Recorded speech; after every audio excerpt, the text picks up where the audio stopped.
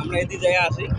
তো আমরা অখিল গগৈ ডাঙরিক ধন্যবাদও জানাই যে আমার রাজবংশী মানুষগুলোর খবর নিবেন লাগছে। আর আমার আমার দাদা অখিল আমার গরিপুর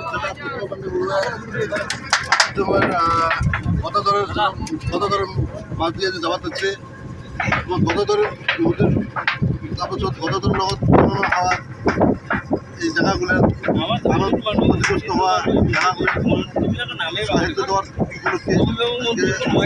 উপলক্ষে আছে খবর নাই আমার প্রতিমা পাশের প্রয়োজন দুইজন কানু গ্যাস রইল আমার আমার